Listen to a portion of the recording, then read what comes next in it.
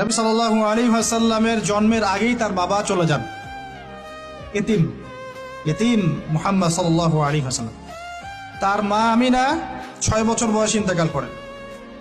Situation বুঝতে পারছেন? 6 বছর একটা বাচ্চার বাবাও নাই মাও নাই।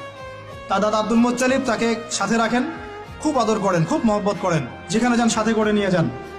তিনি নেতা মানুষ, তার পাশের চেয়ারে তাকে বসতে দেন, বলেন আমার এই নাতি একদিন সাইয়্যেদ হবে, নেতা হবে, এই কথা বলেন।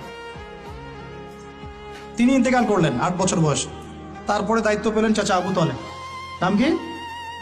এই 8 বছর বয়স থেকে নিয়ে নবী সাল্লাল্লাহু আলাইহি ওয়াসাল্লাম নবী হয়েছেন 40 বছর বয়সে, আর মক্কায় ছিলেন 13 বছর, প্রায় 53 বছর। প্রায় 53 বছর পর্যন্ত, 8 থেকে 53 বছর পর্যন্ত, এই যে লম্বা সময় চাচা আবু তালেব নবী সাল্লাল্লাহু আলাইহি ওয়াসাল্লামকে পাহাড়ের মতো প্রোটেক্ট করেছেন। পাহাড়ের মতো। পাহাড়ের পিছনে আপনি দাঁড়ালে কি বাতাস লাগবে?